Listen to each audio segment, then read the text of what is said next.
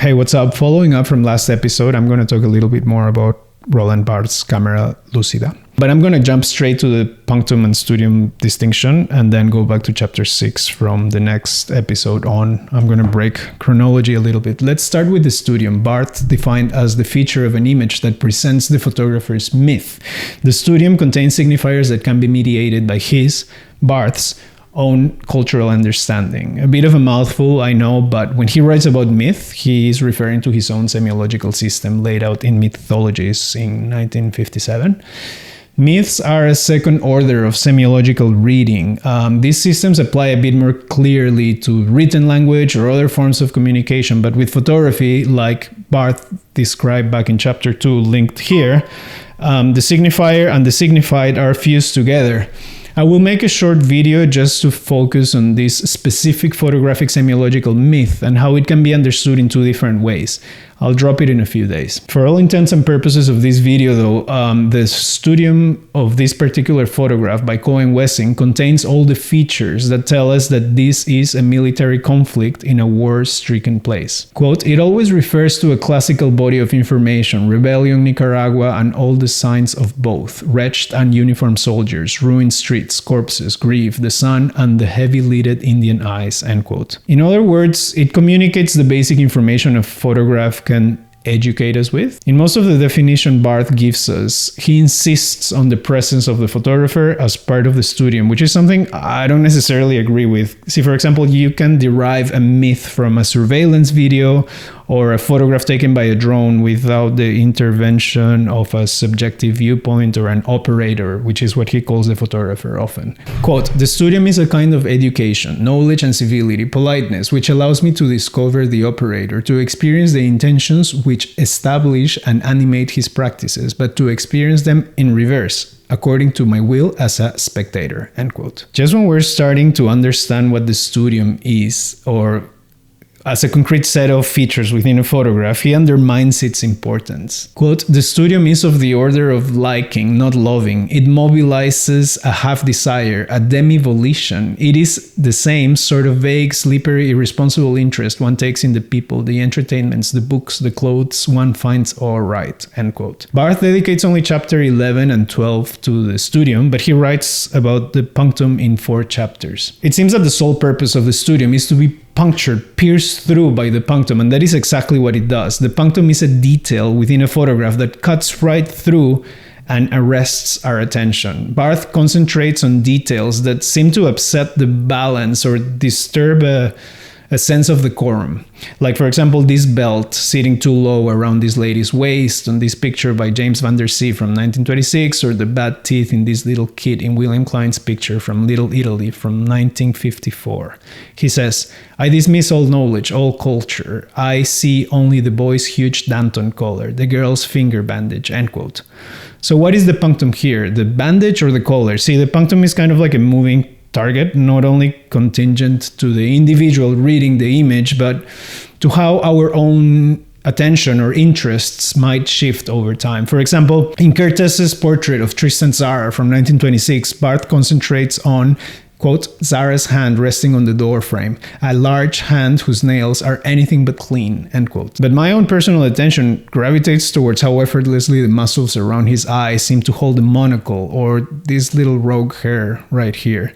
Looking back to Wessing's photograph of Nicaragua, he reads the nuns as a punctum. Quote, "It is a matter of co-presence. That is all one can say. The nuns happened to be there, passing in the background, when Wessing photographed the Nicaraguan soldiers from the viewpoint of reality, which is perhaps that of the operator. A whole casualty explains the presence of the detail, the church implanted in these Latin American countries, the nuns allowed to circulate as nurses, etc. But for my spectator's viewpoint, the detail is offered by chance and for nothing. The scene is in no way composed according to a creative logic," end quote.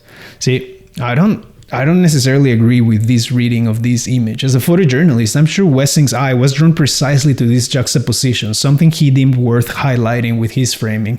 It does not seem in any way offered by chance. Anyhow, he contrasts it with Bruce Gilden's 1973 photograph of New Orleans.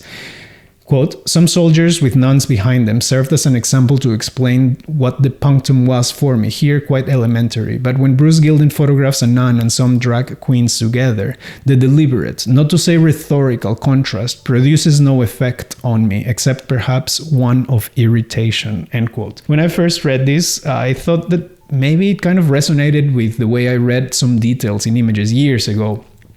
I think the main difference, though, between his way and my own eye, I usually gravitate towards details that encapsulate a perceived ethical position about the subject or a sense of narrative. These details can be planted when it comes to narrative, for example, like the handkerchief in the hand of this lady or the handbag still being clutched inside the house in these two images of the Grief series by Erwin Olaf, to name a couple of examples off the top of my head from my early photographic development. The details can also be caught in a documentary style, like this guy. Actually, I should clarify a bit further the way I naturally perceive the punctum without even knowing this word. It was kind of like a detail that summarized what I intuitively perceive to be the studium. An accent that gives it personal meaning, whereas Barthes' eye gravitates towards a rupture of this whole myth, something that breaks and stays with you because of its contradictory nature.